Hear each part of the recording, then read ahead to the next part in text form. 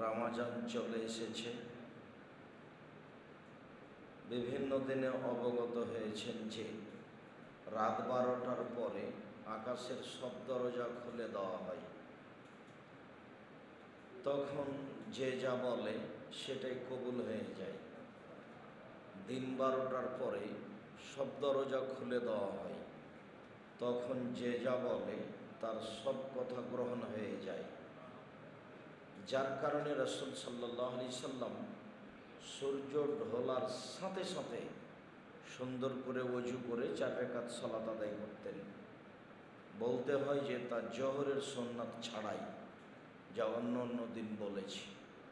তাতে সারাদিনের ইবাদতের সমান নেকি হবে, ওই দিনের জন্য যথেষ্ট হবে। তাহাজ্জুদের সমান নেকি হবে, আর যেটা বলবে সেটাই গ্রহণ হয়ে যাবে। আর আজান এবং একামাতের মাঝে আজান দেওয়ার সাথে সাথে আকাশের সব দরজা খুলে দেওয়া হয়। ওই সময়তে যে যা বলবে তার কথা গ্রহণ হয়ে যাবে। রাসূল সাল্লাল্লাহু আলাইহি সাল্লাম বলেছেন, লা ইরুদ্দু দুআ বাইনাল আযান ওয়াল ইকামা। আজান একামাতের মাঝে দোয়া ফেরত দেওয়া হয় না। আজান একামাতের মাঝে দোয়া ফেরত দেওয়া হয় না। আজান একামাতের মাঝে দোয়া ফেরত দেওয়া হয় না। এইখানে রাসূল সাল্লাল্লাহু আলাইহি সাল্লাম আর একটা কথা বলেছেন যে এজাম তাহাইতা ফাসালতুতা, মুয়াজ্জিনের সাথে সাথে চলতে থাকো। আজান হলে অন্তত যেই মসজিদের মুসল্লি আপনি, সেই মসজিদের মুয়াজ্জিনের উত্তর দেওয়ার জন্য প্রস্তুতি নেবেন।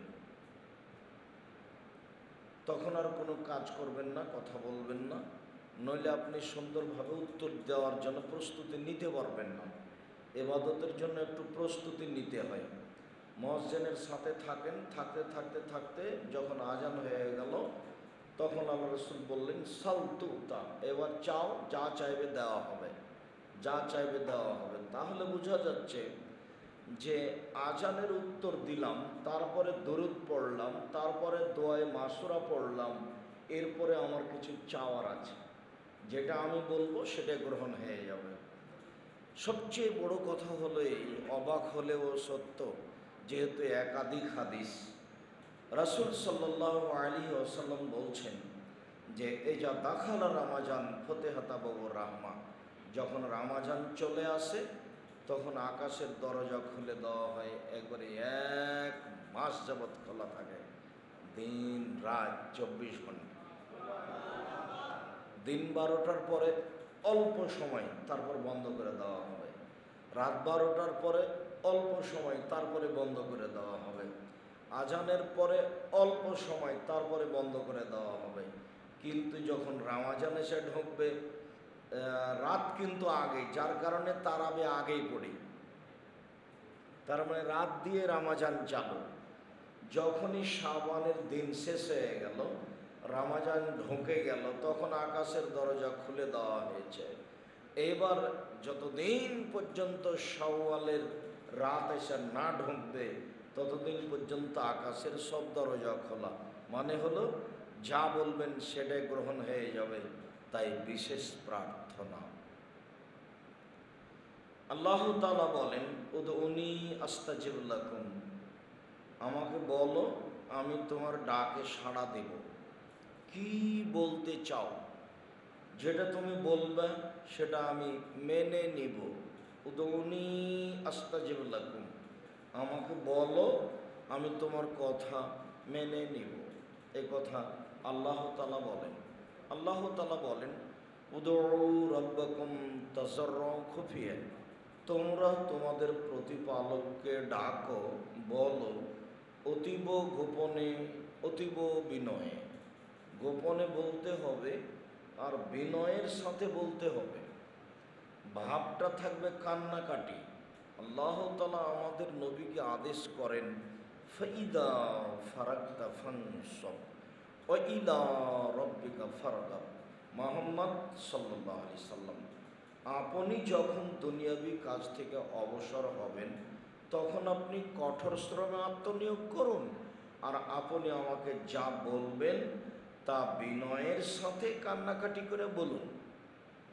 আল্লাহ তাআলা আমাদের নবীকে আদেশ করছেন। তাহলে তার কাছে বলাটা একটা ভয় ভীতি নিয়ে আর গোপনে বলতে হবে, চুপে চুপে বলতে হবে। আল্লাহ তাআলা বলেন, উযকুর রাব্বাকা ফি নাফসিক তাযাররুআন খিফা, আপনি আপনার প্রতিপালককে বলুন মনে মনে, অতীব গোপনে, ভয় ভীতি নিয়ে।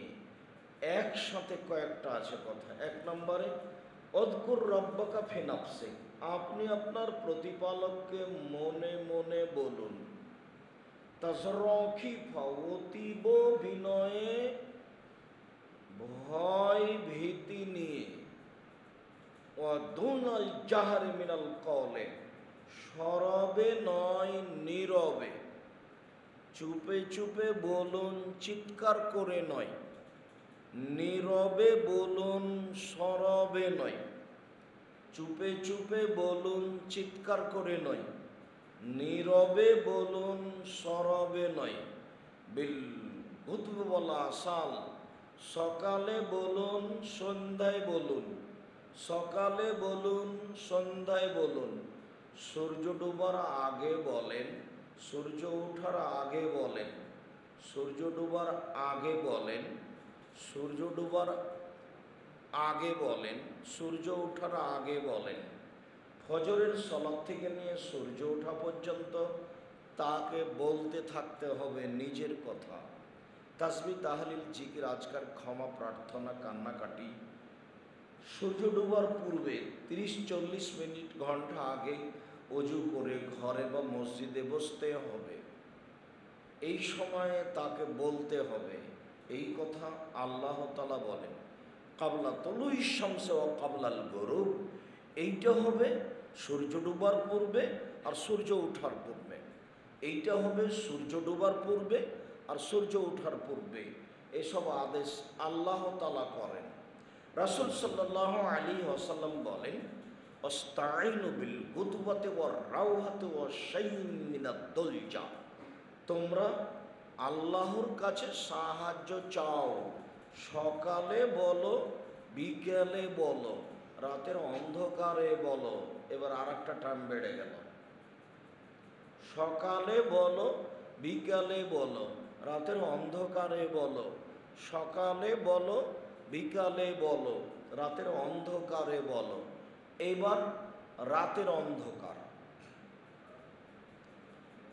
উবাদা ইবনে সামিত রাদিয়াল্লাহু তাআলা আনহু বলেন, রাসূল সাল্লাল্লাহু আলাইহি ওয়াসাল্লাম বলেছেন যে, মান তারা মিনাল লাইলি, কেউ যদি রাতের শেষে উঠে, 1টার পরে, 2টার পরে, 3টার পরে, কেউ যদি রাতের শেষে উঠে বলে, লা ইলাহা ইল্লাল্লাহু ওয়াহদাহু লা শারীকা লাহু, লাহুল মুলকু ওয়া লাহুল হামদু ওয়া হুয়া আলা কুল্লি শাইইন কাদির, আল্লাহ ছাড়া কোনো মাবুদ নেই, তার কোনো শরীক নেই, প্রশংসা তার, রাজত্ব তার, সর্বশক্তিমান তিনি।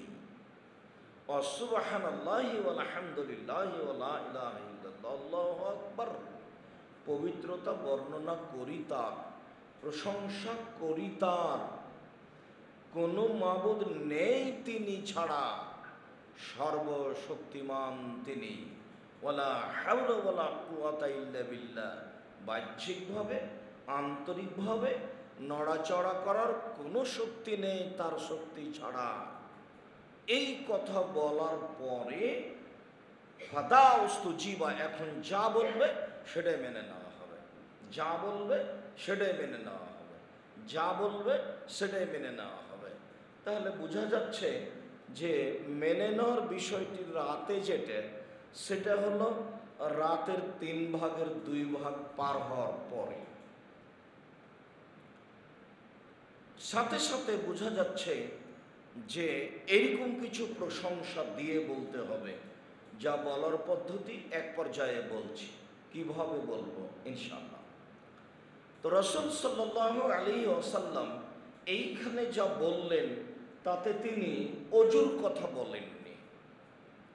আবু হুরায়রা, জাবের রাদিয়াল্লাহু তাআলা আনহু বলেন, রাসূল সাল্লাল্লাহু আলাইহি সাল্লাম বলেছেন, মান বাতা তাহিরান, কেউ যদি অজু করে ঘুমায়। এইবার একটা বাক্য বেশি হয়ে গেল।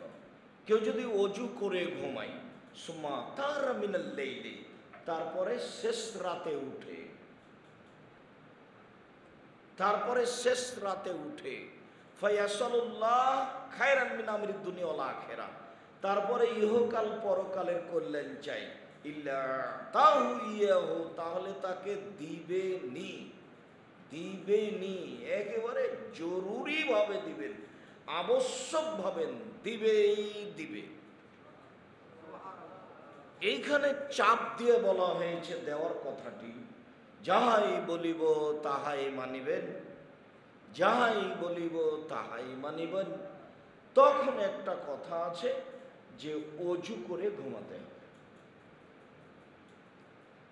অজু করে ঘুমানোর পদ্ধতি, সুন্দর করে অজু করে ডান কাতে শুইতে হবে। সহসতে শব্দই পড়তে পারেন, তবে এইটা পড়া সবচেয়ে ভালো হবে। আল্লাহুম্মা আসলামতু নাফসি ইলাইকা ওয়াজ্জাহাতু ওয়াজহি ইলাইকা ওয়া ফাওয়াজতু আমরি ইলাইকা ওয়ালজাতু শাহরি ইলাইকা রাগবাতা রাহাবাতান ইলাইকা লা মালজা ওয়ালা মানজা মিনকা ইল্লা ইলাইকা আমানতু বিকিতাবিকা আল্লাযী আনজালতা ওয়া নাবিয়্যিকা আল্লাযী আরসালতা। মুখস্থ নাই নাকি? অবশ্যই আছে না? যুবক, তোমার তো সময় আছে 24 ঘন্টা, মুরব্বী আপনাকে মুখস্থ করতে হবে পুরো রমজান সময়। কোরআন মাজিদ যেমন পড়া শিখতে হবে, আপনাদের খুব স্নেহের আদরের সন্তান, আদরের ছেলে, আদরের ভাই আব্দুল্লাহ সারা দেশ জুড়ে মক্তব চালু করবে, সে আশায় রংপুর বিভাগ উত্তরবঙ্গে 100 মসজিদে মক্তব চালু করেছে। প্রায় 300টি মসজিদে রমজানে কোরআন শিক্ষা হবে, তার পদক্ষেপ নিয়েছে। সময় সাপেক্ষে দেশ জুড়ে পদক্ষেপ নেব বলে তার আশা পরিকল্পনা। আল্লাহ তুমি কবুল করো আল্লাহ। তো ঠিক কোরআন মাজিদ পড়তে হবে যেমন জরুরি, শিখতেই হবে, নিরাশার কিছু নেই। যারা বলেছে যে কোরআন বুঝে না পড়লে গুনাহ হবে, ও বুঝে না, ওর বাপও বুঝে না। যারা পৃথিবীর বড় বড় মুফাসসির, তারা সাহস করে বলতে পারে না যে কতদূর বুঝলাম আর কতদূর বললাম, আর ও মুখে বলে দিল। তারপর আবার যারা বলেছে যে সুন্দর করে তেলাওয়াত করতে পারে না যে সে গুনাহগার হবে, এই কথা একেবারে হুবাহু বুখারী মুসলিমের হাদিসের বিপরীত। রাসূল সাল্লাল্লাহু আলাইহি সাল্লাম বলছেন, আল মাহিরু বিল কোরআন মা সাফারাতিল কিরামিল বারারা, যারা খুব কোরআনের উপর দক্ষ তারা থাকবে সম্মানী ফেরেশতাগণের সাথে। ওয়াল্লাযী ইয়াতাতাউ ফীহি ওয়া হুয়া শাকুন আলাইহি, আর কেউ যদি কোনো রকম করে ছেঁচড়া মেচড়া করে, কষ্ট করে, টানা হেঁচড়া করে পড়তে পারে, লাহু আজরান, তার জন্য ডবল নেকি।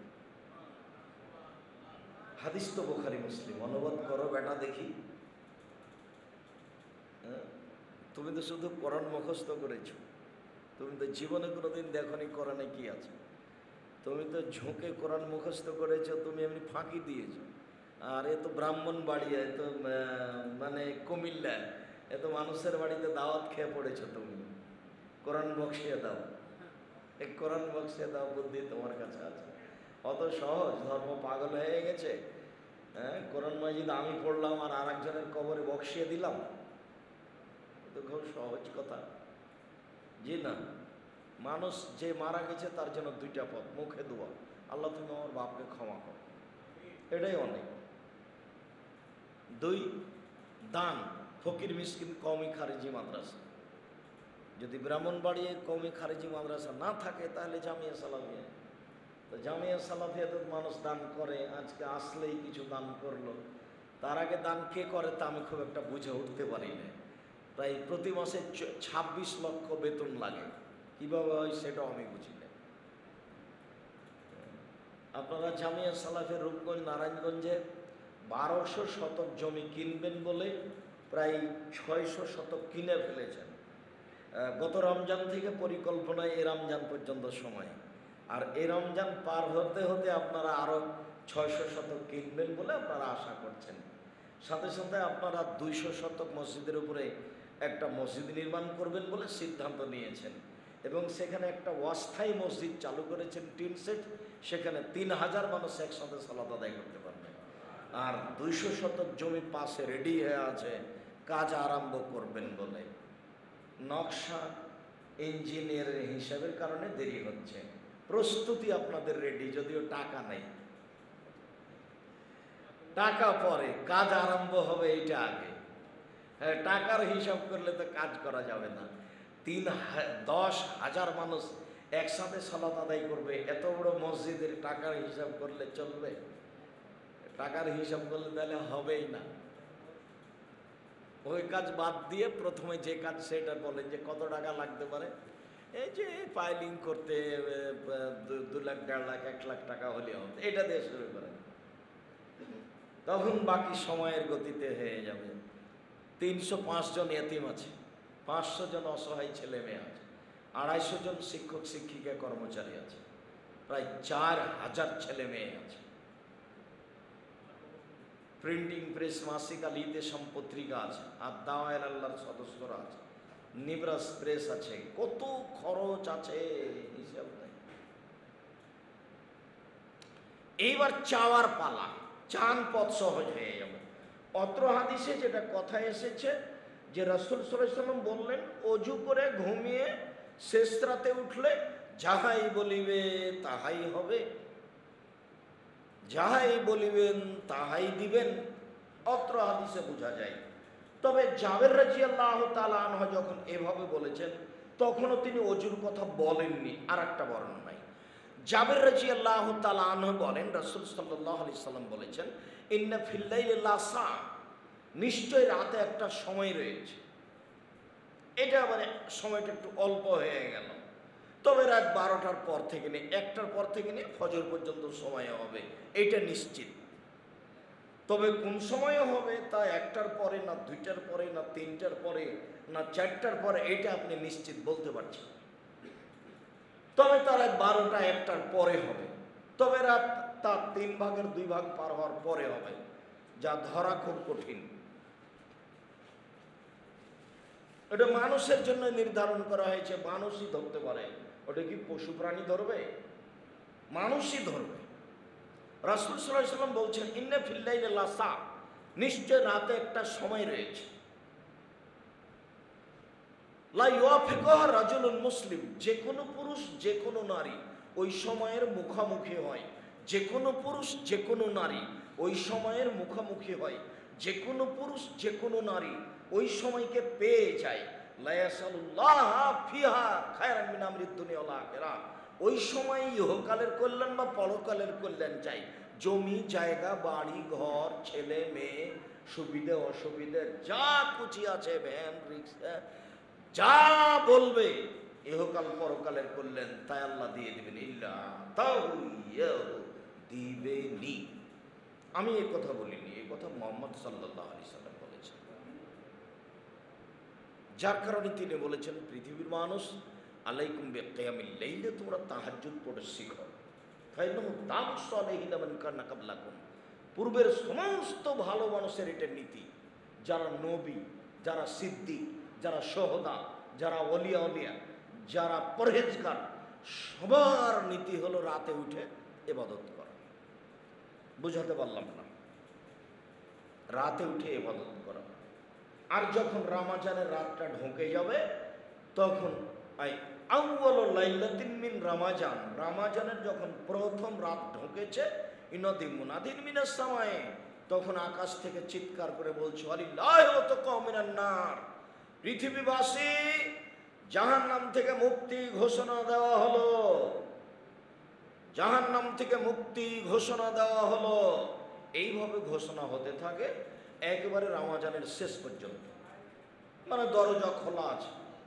আর আমাদের আলোচনাটা শুরু হয়েছিল বাচ্চায়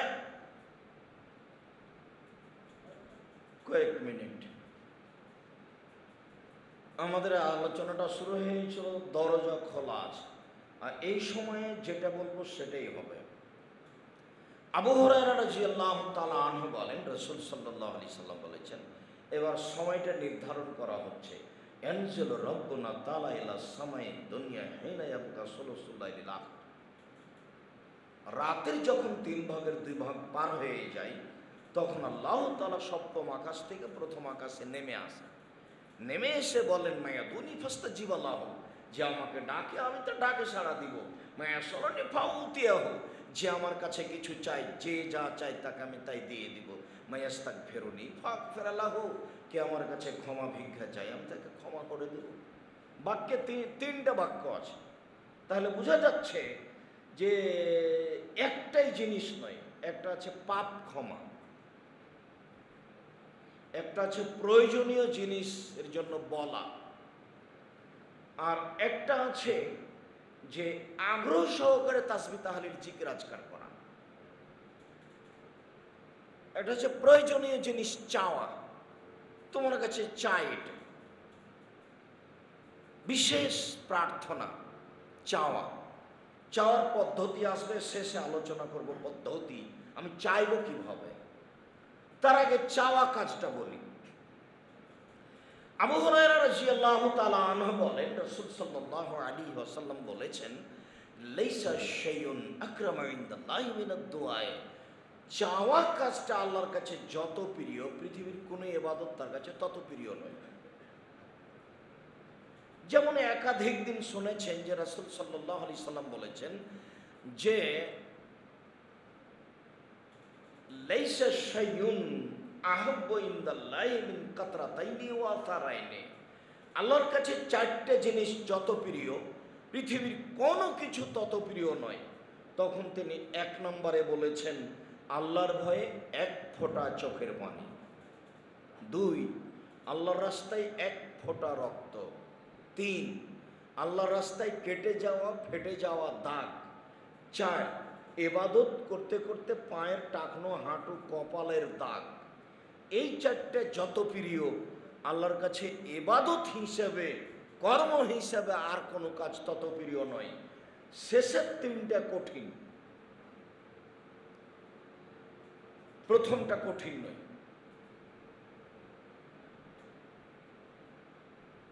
ইবাদত করতে করতে হাতে পায়ে দাগ, কখন হবে, কিভাবে হবে, হবে কি না।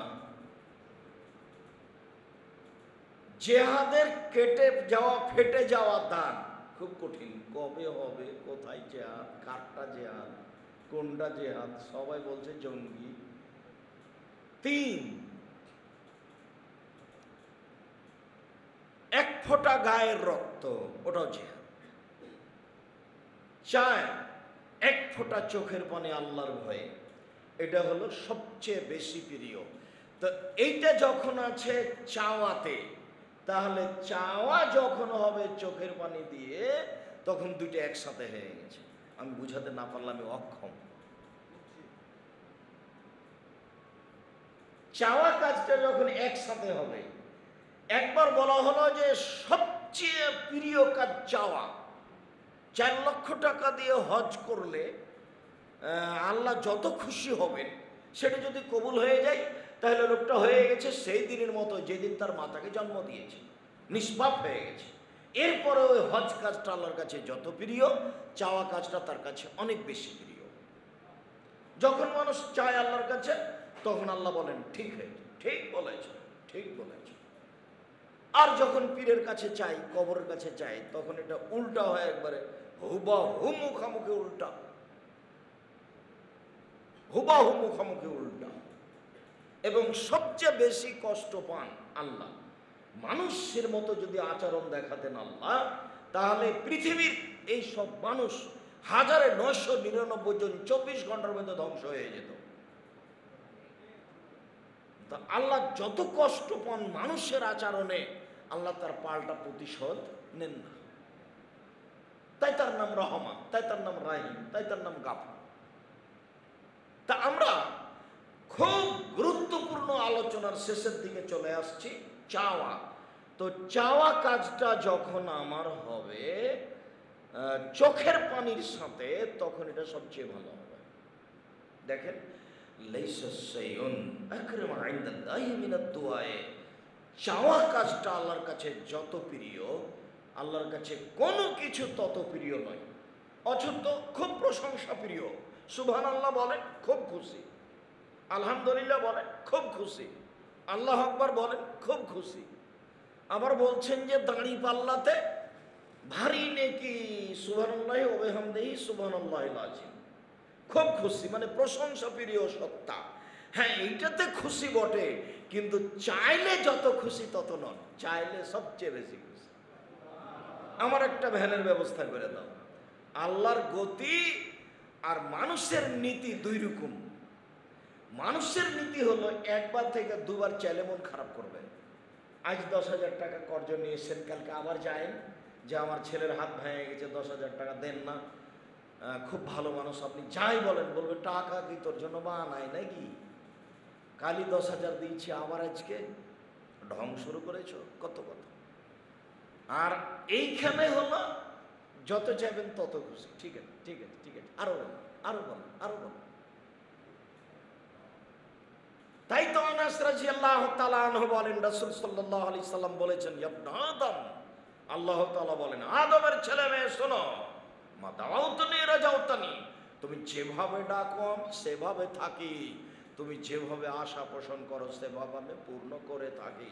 তুমি যেভাবে ডাকো আমি সেভাবে থাকি, তুমি যেভাবে আশা পোষণ করো সেভাবে আমি পূর্ণ করে থাকি। গাফারতু লাকা আলা মাকারা মিনকা ওয়ালা উবালি, আমি তোমাকে ক্ষমা করে দিলাম, আমি পরোয়া করি না তুমি কত বড় পাপী, আমি পরোয়া করি না তুমি কত বড় পাপী, আমি পরোয়া করি না তুমি কত বড় পাপী। তুমি যেভাবে ডাকো আমি সেভাবে থাকি, তুমি যেভাবে আশা পোষণ করো সেভাবে আমি পূর্ণ করে থাকি। লাবালাগার জুনুবুকা আনানাস সামায়ে, তোমার পাপ বেশি হতে হতে যদি আকাশে লেগে যায়, ফাস্তাগফিরতানি গাফারতু লাকা ওয়ালা উবালি, তুমি যদি আমার কাছে ক্ষমা চাও ক্ষমা করে দিব, আমি পরোয়া করি না তুমি কত বড় পাপী, আমি পরোয়া করি না তুমি কত বড় পাপী, আমি পরোয়া করি না তুমি কত বড় পাপী। তুমি যেভাবে ডাকো আমি সেভাবে থাকি, তুমি যেভাবে আশা পোষণ করো। তো তাহলে আশা আর পূর্ণ, তা আমি তার কাছে আশা করি, পূর্ণ সেই করবে, পারেও সেই। কার কাছে ধন্য ধরবেন, সে তো পারে না অনেক সময়। রাসূল সাল্লাল্লাহু আলাইহি ওয়াসাল্লাম বলেন, লাইসা আহাদুকুম হাজাত রাব্বাহু হাজাতাহু কুল্লাহ, মানুষ তার সব প্রয়োজন আল্লাহর কাছে চাইবে। এই বাক্যর পরে নিচে নামতে লাগলেন, হাত্তা ইয়াসআলাহু সিসান আলাইজান কথা। নিচে নামতে নামতে নামতে বলছেন যে স্যান্ডেলের ফিতা যদি ছিঁড়ে যায় তবে বলবে ফিতাটা ঠিক করে দাও।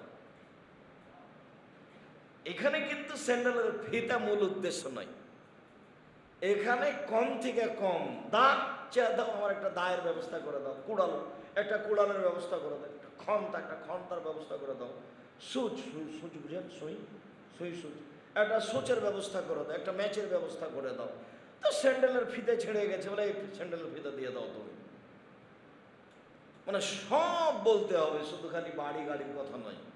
ঢাকাতে একটা বাড়ির ব্যবস্থা করে দাও, সেটা তার কাছে আপনি ভারী মনে করলেন, তার কাছে তার ভারী নয়। আমি আর আপনি মনে করছি এত বড় দাবি কি আর চলে, আমি গরিব মানুষ, তো দাবি তো আর আপনার কাছে মানুষের কাছে হয়নি, দাবি যার কাছে হয়েছে তো সেটা তো ভিন্ন।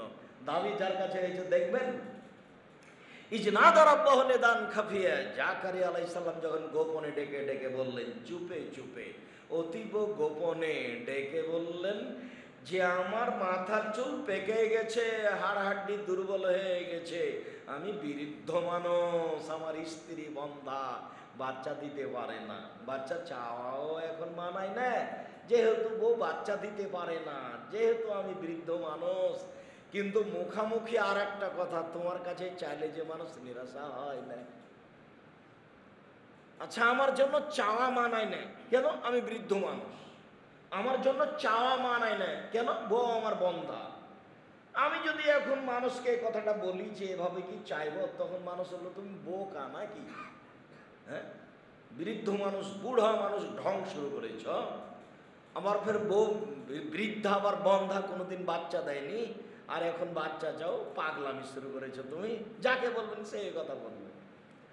তো এখন নিজের কথাটা বলছে, তারপর আবার মুখামুখি বাক্য বলছেন, হ্যাঁ চাওয়াও মায়না নেয় এ কথা ঠিক, মানে চাওয়া মানায় নেয় এ কথা ঠিক, কিন্তু তোমার কাছে চাইলে নিরাশা যে হয় না, তো নেও তাহলে এবার।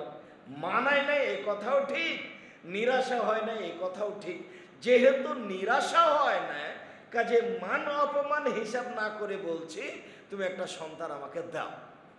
তখন আল্লাহ বলছেন ঠিক আছে তোমাকে দিয়ে দিলাম, ওর নাম ইয়াহিয়া। আর আরেকটা আশ্বস্ত হয়েছিলেন, ব্যাপারটা কি, মারিয়ামের ঘরে ঢুকে দেখি শীতের দিনে ফজলি আম, ওখানে কিন্তু ফজলি আম ছিল না, ওটা ধরবেন না, মানে অসময়ের ফল। তো মারিয়ামের এখানে অসময়ের ফল দেখে জাকারিয়া ভাবলেন যে আল্লাহ অসময়ে ফল দিতে পারেন মারিয়ামের কাছে, অসময়ের ফল, বোঝা গেল না কথা মনে হয় নাকি? তো যে আল্লাহ মারিয়ামের কাছে অসময়ে ফল দিতে পারেন, সে আল্লাহ আমাকে বৃদ্ধ অবস্থায় বাচ্চা দিতে পারেন না? পারেন। আমার স্ত্রী বন্ধা হলে কি হবে, সবই মুখামুখি উল্টা। তারপরে বলে দেখি তো, যেহেতু নিরাশা হয় না, কাজে আপনি ছোটটা চাইবেন কেন, বড়টা চান। বড়টাই চাইতে হবে, ছোট থেকে ছোট, বড় থেকে বড়, সবটাই চাইতে হবে। আয়েশা রাদিয়াল্লাহু তাআলা আনহা বলেন, আমি আর আল্লাহর নবী বসে আছি, হঠাৎ করে ল্যাম্পটা নিভিয়ে গেল। তখন আল্লাহ রাসূল বলছেন ইন্না লিল্লাহি ওয়া ইন্না ইলাইহি রাজিউন। তখন আমি বললাম বলেন কি, একটা ছোট কাজে আপনি ইন্না লিল্লাহি ওয়া ইন্না ইলাইহি রাজিউন বলছেন? আর আমরা তো ব্রাহ্মণবাড়িয়ার মানুষ, মানুষ মারা গেলে বলি ইন্না লিল্লাহি ওয়া ইন্না ইলাইহি রাজিউন। তো বাতি নিভিয়ে গেল, তখন বলছেন ইন্না লিল্লাহি ওয়া ইন্না ইলাইহি রাজিউন। তাহলে এখন যদি হঠাৎ ল্যাম্প চলে যায়, কারেন্ট চলে যায়, তাহলে কি বলতে হবে? ইন্না লিল্লাহি ওয়া ইন্না ইলাইহি রাজিউন। স্যান্ডেল যদি ফিতে ছিঁড়ে যায়, কি বলতে হবে? ইন্না লিল্লাহি ওয়া ইন্না ইলাইহি রাজিউন। যদি আপনার হাঁটছিলেন, হাঁটতে হাঁটতে আঙ্গুলটা ইটে বেঁধে একটু ধাক্কা লেগে ফেটে গেল, কি বলতে হবে? ইন্না লিল্লাহি ওয়া ইন্না ইলাইহি রাজিউন।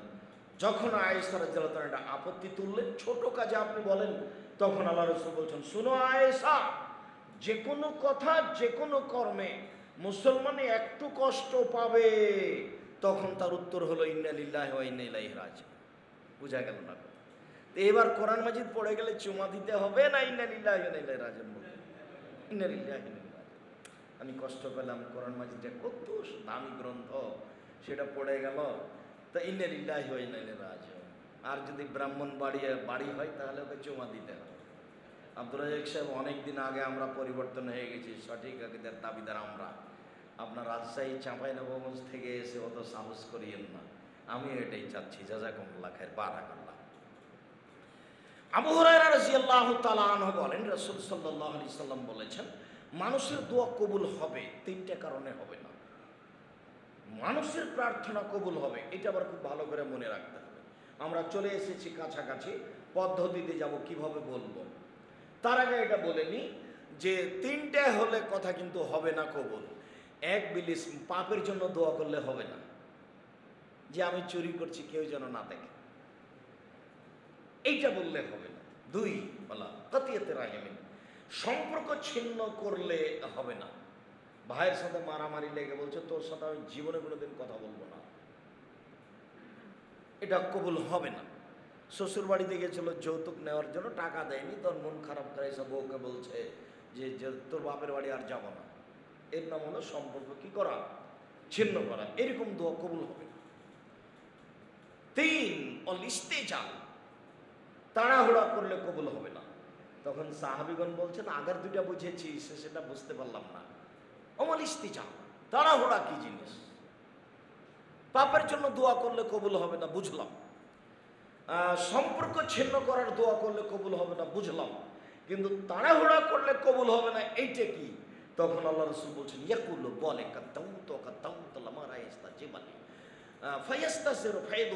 বলে কত দোয়া করলাম, কত দোয়া করলাম, কই দোয়া কবুল হয় না, তারপর অলস হয়ে যায়, তারপর দোয়া ছেড়ে দেয়, এই দোয়া কবুল হবে না।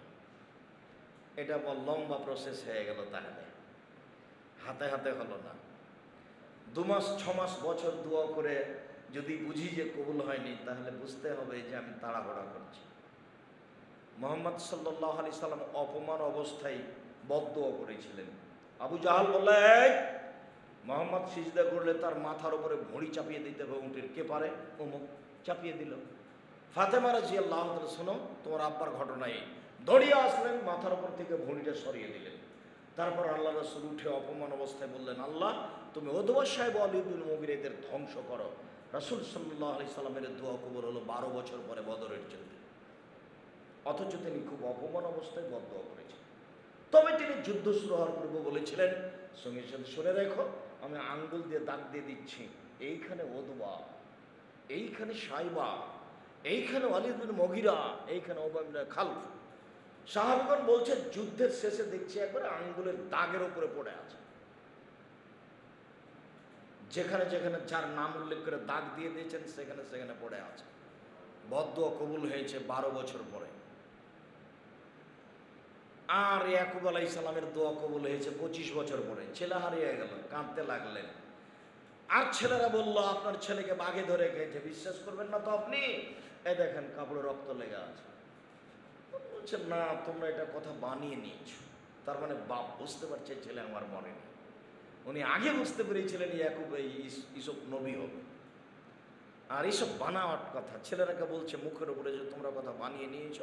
আল্লাহুল মুস্তান, আমি আল্লাহর কাছে সাহায্য চাচ্ছি, আমি ধৈর্য ধারণ করি। যার জন্য আয়েশা রাদিয়াল্লাহু তাআলা আনহা বলেছিলেন যে আমার ধৈর্য ইউসুফের বাপের ধৈর্য। আমার ধৈর্য ইউসুফের বাপের ধৈর্য মানে আয়েশা রাদিয়াল্লাহু তাআলার বদনাম দেশে ছড়িয়ে গেছে যে আয়েশা অমুকের সাথে জেনা করেছে। সমাজে এমন রিডি রিডি করে ছুটে গেল, সবচেয়ে বড় মানুষের তো বদনাম বেশিভাবে ছোটে। তো তারা সবচেয়ে বড় মানুষ, তারা সবচেয়ে বড় মহিলা, দেশে মাঠে ঘাটে সব জায়গাতে বদনাম। আয়েশা জেনা করেছে, শুনেছো? নাউজুবিল্লাহ। জানে। তো একদা রাসূল সাল্লাল্লাহু আলাইহি ওয়াসাল্লাম বলছেন, আয়েশা তুমি যদি অন্যায় করে থাকো তাহলে বলো করেছি, আল্লাহর কাছে ক্ষমা চাও, ক্ষমা করে দিই। আর যদি অন্যায় না করে থাকো তাহলে তুমি বলো আমি অন্যায় করিনি। দেখেন মুহাম্মদ সাল্লাল্লাহু আলাইহি ওয়াসাল্লাম গায়েবের খবর জানেন না। ব্রাহ্মণবাড়িয়া বাড়ি হলে জোর করে বলতো যে না জানে। নিজের স্ত্রী নিজের কাছে থাকে, জেনা করেছেন কিনা তিনি জানেন না। তো বলছেন তুমি যদি পাপ করে থাকো তো বলো করেছি, আর যদি না করে থাকো তো বলো করনি।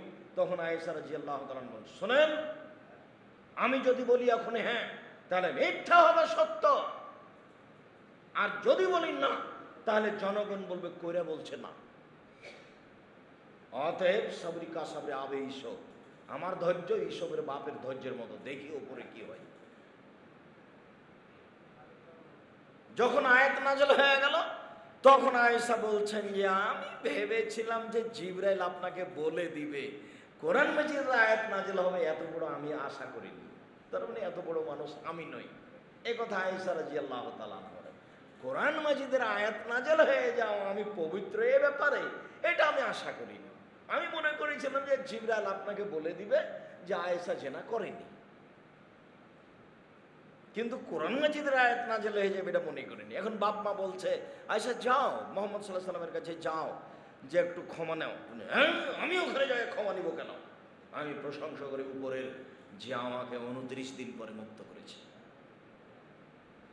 না, আমি এখন কোথাও যাব না, আমি প্রশংসা করি কার? আল্লাহ, যিনি আমাকে 29 দিন পরে মুক্ত করেছেন। 29 দিন যাবত আমার সবসময় চোখের পানি ঝরেছে। জনগণ আমাকে জেনাকার বলে, আমি জেনা করেছি। তো ওই সময়ে তিনি একটা কথা বললেন, কথাটা মনে থাকবে না মনে হয়। কি বললাম বলেন তো? সবাই যখন বলতে লাগলো তখন মুহাম্মদ সাল্লাল্লাহু আলাইহি ওয়াসাল্লাম আয়েশাকে কি বললেন? যে তুমি যদি অন্যায় করে থাকো তাহলে বলো করেছি, আর যদি না করে থাকো তাহলে বলো যে করিনি। এই উত্তরে আয়েশা বলছেন, আরে অবাক কথা, আমি যদি বলি হ্যাঁ তাহলে মিথ্যা হবে সত্য, আর আমি যদি বলি না এখন যা পরিস্থিতি আমার তো আর কোনো সাক্ষী সবুত নেই, আমি যদি এখন বলি না তাহলে জনগণ বলবে কইরা বলছে না।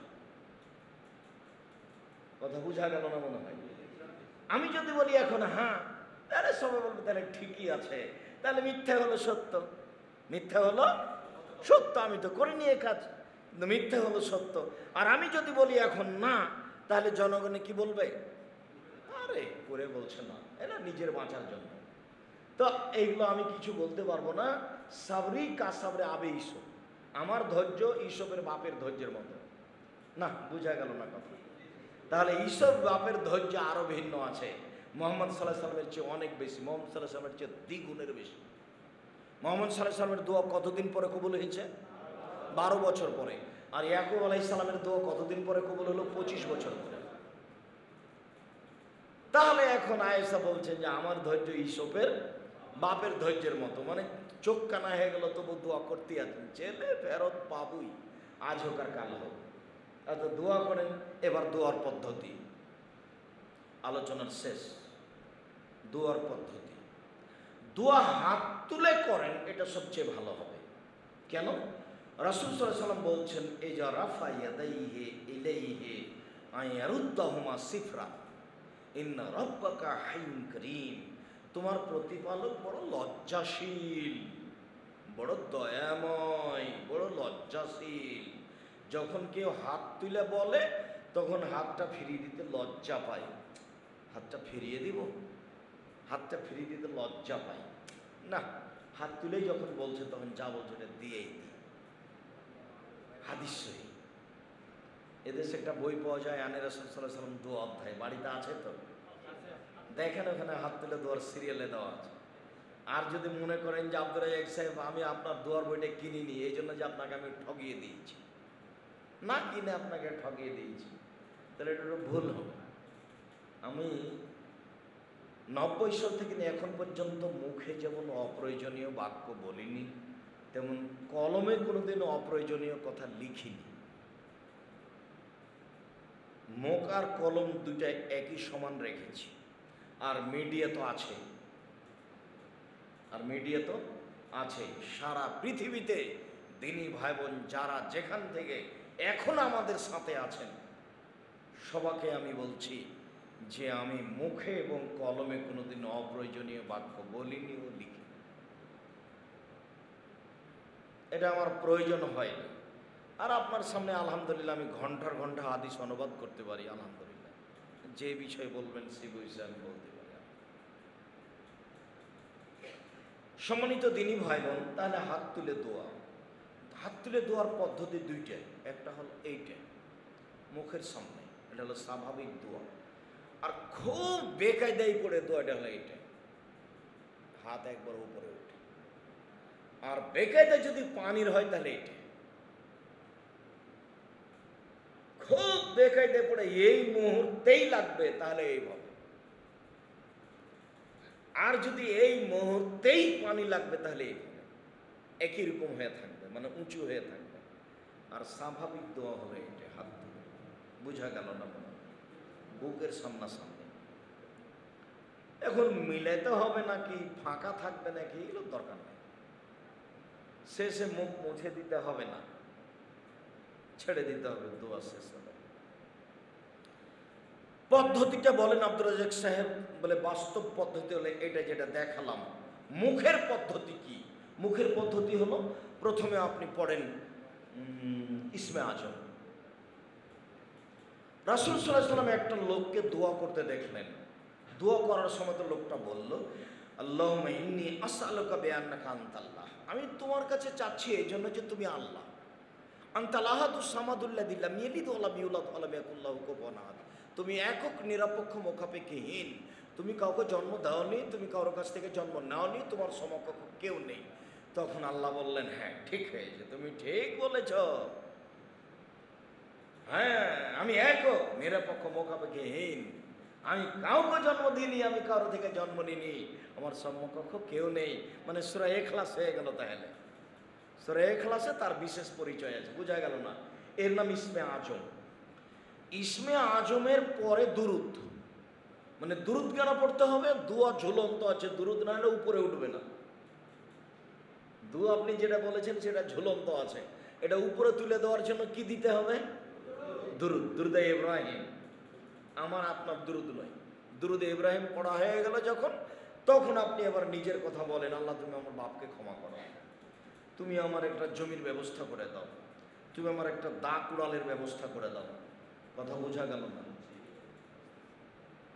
আচ্ছা আব্দুর রাজ্জাক সাহেব, আপনার ইসমে আজমটা যদি মুখস্থ না থাকে তাহলে সূরা ফাতিহার প্রথম 3 আয়াত, আলহামদুলিল্লাহি রাব্বিল আলামিন আর রহমানির রহিম মালিকি ইয়াউমিদ্দিন, এই পর্যন্ত থেমে গিয়ে দরুদ দরুদ পড়ার পরে এবার নিজের কথা।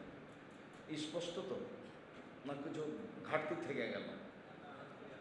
আর রাতে উঠে যদি বলেন তাহলে আগে ঘুম থেকে উঠে একেবারে ইয়ে লা ইলাহা ইল্লাল্লাহু ওয়াহদাহু লা শারীকা লাহু লাহুল মুলকু ওয়া লাহুল হামদু ওয়া হুয়া আলা কুল্লি শাইইন কাদির ওয়া সুবহানাল্লাহি ওয়া আলহামদুলিল্লাহি ওয়া লা ইলাহা ইল্লাল্লাহু আল্লাহু আকবার। এইটা বলতে গিয়ে চট করে একটা মনে পড়ে গেল, পদ্ধতিতে একটু ভুল করে এসেছি। সেটা হলো আগে উঠে সুন্দর করে ওযু করে 2 রাকাত সালাত আদায় করতে হবে। সব চাওয়ার মূল হলো সালাত। সালাত দিয়ে চাইতে হবে, ওইটা দিয়ে আরম্ভ সূচনা। সুন্দর করে ওযু করে আগে কি করতে হবে? 2 রাকাত সালাত আদায় করতে হবে, তারপরে বাকি পদ্ধতি। স্পষ্ট হয়েছে এবার আশা করছি। জি শুকরিয়া, জাযাকুমুল্লাহ খাইর। যারা বড় বড় বিপদে পড়ে আল্লাহকে বলেছে তারা কিন্তু সালাত দিয়েই বলেছে। যেমন ইব্রাহিম আলাইহিস সালামের স্ত্রী সারা, যেমন জোরাইজ তার মায়ের বদদোয়ার কারণে। এরকম যারা খুব বড় বিপদে পড়ে আল্লাহকে বলেছে তারা কি করে বলেছে? 2 রাকাত সালাত দিয়েছে, তারপরে এইভাবে বলেছে। সম্ভবপর শেষ রাতে হতে হবে, প্রাণপণে চেষ্টা চালাতে হবে। প্রত্যেকটা মানুষের প্রয়োজন আছে, ছেলে মেয়ে আহল পরিবার সব মিলে। সম্মানিত দিনী ভাই বোন, শেষের কথাটাতে আর একটা কথা থাকলো যে রাসূল সাল্লাল্লাহু আলাইহি ওয়াসাল্লাম বললেন যে বাপ মায়ের দোয়া কবুল হয়, মাজলুমের দোয়া কবুল হয়, আর দূর থেকে দোয়া কবুল হয়। আপনি আমার জন্য বলছেন, ব্রাহ্মণবাড়িয়া থেকে, কসবা থেকে আমার জন্য বলছেন যে আল্লাহ আব্দুর রাজ্জাক সাহেবকে বিপদ মুক্ত রাখো, তা আপনার এই দোয়াটা কবুল হয়ে যাবে। রাসূল সাল্লাল্লাহু আলাইহি ওয়াসাল্লাম বলছেন দাওয়াতুল লিআখিহি বিজাহরিল গায়বি মুস্তাজাবাতুন। মানুষ যদি তার ভাইয়ের জন্য দূর থেকে দোয়া করে তাহলে সেটা কবুল হবেই হবে। অকুল্লামা দালে আখিহি, যতবার ভাইয়ের জন্য বলবে ততবার তার মাথার পাশে একজন ফেরেশতা আছে, ও বলবে আমিন, কবুল করো। তারপর ও আরেকটা বাক্য বলবে ওয়ালাকা বিমিসলি, ও তুমি তোমার ভাইয়ের জন্য যেটা বললে তোমার জন্য সেটাই, তুমি তোমার ভাইয়ের জন্য যেটা বললে আমি ফেরেশতা বলছি তোমার জন্য সেটাই, আল্লাহ তোমার জন্য করে দিক। আপনি এবার মানুষ হিসেবে আমার জন্য দোয়া করলেন, এবার আল্লাহ ফেরেশতা হিসেবে আপনার জন্য দোয়া করবেন। কিন্তু আমরা দল সংগঠন করি, আমার দলে থাকে না যাই, সে বিপদে পড়লে আমি খুশি হই, আমি তার জন্য কি করে দোয়া করব? আমার সংগঠনে থাকে না যে সে যদি বিপদে পড়ে তাহলে আমি কি হই? খুশি হই। তা আমি আপনার জন্য দোয়া করব কি করে? যার জন্য একবারে বিবেক মাথা মুক্ত হতে হবে দল থেকে, যে কোনো দলীয় মাঝাবি হোক আর যেটাই হোক, একেবারে খালি হতে হবে ব্রেনটা। কারো ব্যাপারে মনে কষ্ট নিয়ে নয়। কেউ মরুক, মরেছে ঠিকই হয়েছে, বিপদে পড়েছে ঠিক হয়েছে, এরকম মনোভাব থাকবে না। এরকম মনোভাব থাকবে না যখন, তখন আপনি আর একজনের জন্য দোয়া করতে পারবেন। আর তখন ফেরেশতা বলবেন ঠিক আছে ঠিক আছে, তুমি যা বলেছ তোমার জন্য তাই, তুমি যা বলেছ তোমার জন্য তাই, তুমি যা বলেছ তোমার জন্য তাই। এ হাদিস মুসলিম। তার একজনের জন্য দোয়া করি। আমি আব্দুর রাজ্জাক বিন ইউসুফ, আপনাদের খুব কাছের দিনী ভাই, অনেক দূর থেকে চলে আসলাম, সন্ধ্যার সময় বের হলাম, আর বিমান 1 ঘন্টা 20 মিনিট লেট। 1 ঘন্টা বিমান 20 মিনিট লেট হওয়ার কারণে ওখান থেকে বের হতে দেরি হয়ে গেল। দেরি হওয়ার সাথে সাথে এদিকে গাড়িতে উঠলাম, রাস্তাঘাট ভালো নয়, আর রাস্তাতে শুধু গাড়ি একবারে ভর্তি হয়ে আছে। আবার ব্রাহ্মণবাড়ি থেকে দিয়ে ধুমটো শুধু ট্রাক আর সিএনজি, আরও রাস্তায় চলা যায় না। সব মিলে চলে আসলাম আলহামদুলিল্লাহ, সময়ের অনেক পরে হলেও চলে আসলাম আলহামদুলিল্লাহ। তো আমি আন্তরিকভাবে আপনাদের জন্য দোয়া করি, আমার দেশের পৃথিবীর দিনী ভাই বোনদের জন্য দোয়া করি, আল্লাহ তুমি তাদের হেফাজতে রেখো।